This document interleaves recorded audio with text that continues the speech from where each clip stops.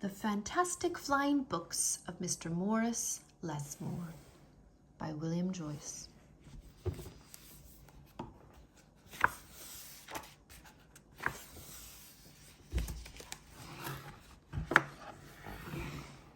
Morris Lessmore loved words. He loved stories. He loved books.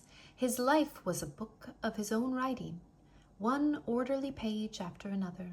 He would open it every morning and write of his joys and sorrows, of all that he knew and everything that he hoped for.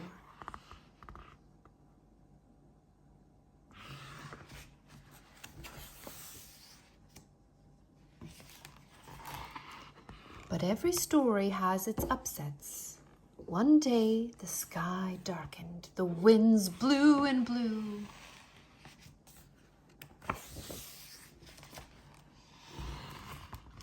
Till everything Morris knew was scattered, even the words of his book.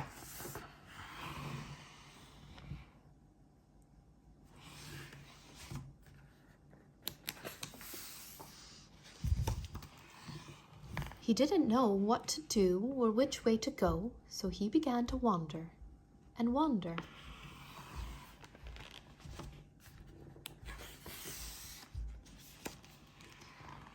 Then a happy bit of happenstance came his way. Rather than looking down, as had become his habit, Morris Lessmore looked up. Drifting through the sky above him, Morris saw a lovely lady. She was being pulled along by a festive squadron of flying books.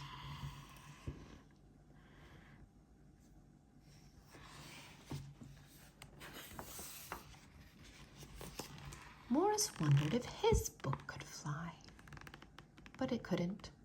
It would only fall to the ground with a depressing thud. The flying lady knew Morris simply needed a good story, so she sent him her favorite. The book was an amiable fellow and urged Morris to follow him.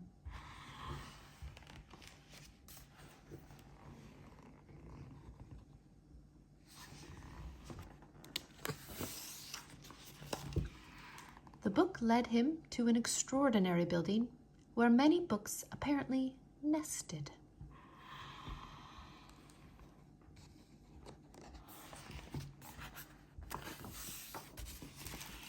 Morris slowly walked inside and discovered the most mysterious and inviting room he had ever seen. It was filled with the fluttering of countless pages, and Morris could hear the faint chatter of 1,000 different stories, as if each book was whispering an invitation to adventure.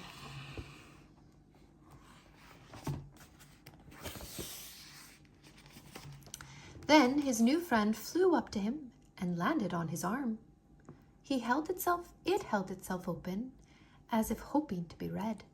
The room rustled to life, and so Morris's life among the books began.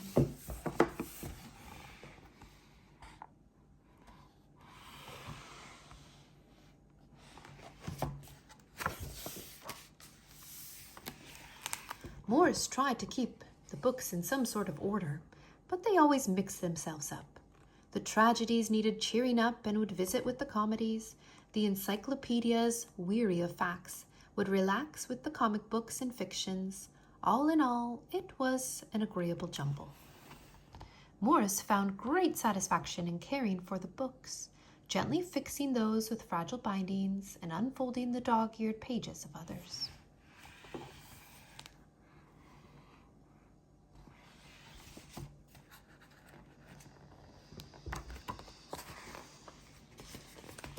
Sometimes Morris would become lost in a book and scarcely emerge for days.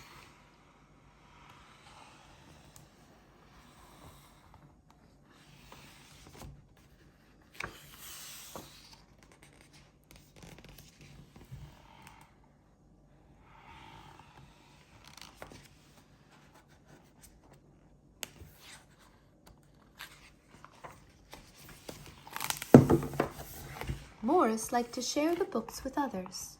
Sometimes it was a favorite that everyone loved, and other times he found a lonely little volume whose tale was seldom told. "Everyone's story matters," said Morris. and all the books agreed.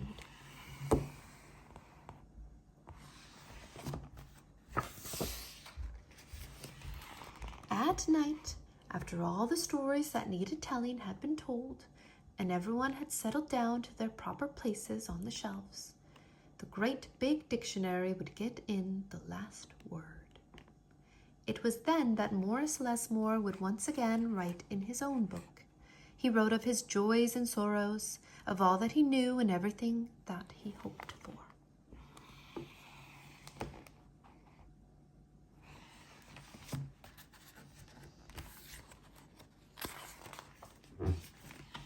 The days passed.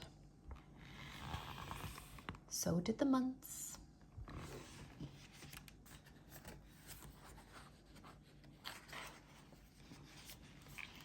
And then years and years.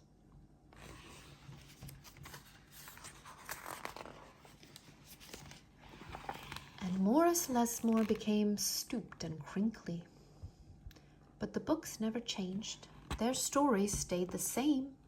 Now his old friends took care of him the way he had once cared for them, and they read themselves to him each night.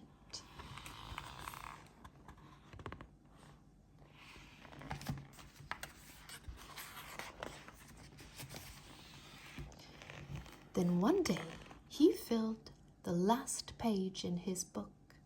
He looked up and said with a bittersweet sigh, "I guess it's time for me to move on."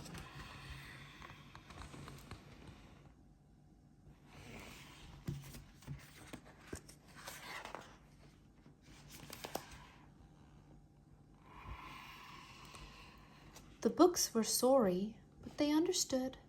Morris put on his hat and took his cane. As he went to the door, he turned and smiled, then waved goodbye.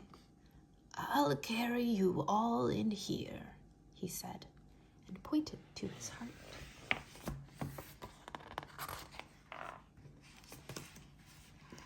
The books waved their pages, and Morris Lessmore flew away.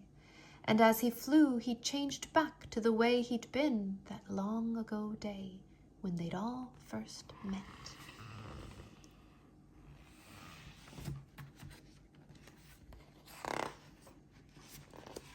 The books were quiet for a while. Then they noticed that Morris Lessmore had left something behind. "It's his book," said his oldest friend. Inside was Morris's story, all of his joys and his sorrows, all that he knew, and everything that he hoped for.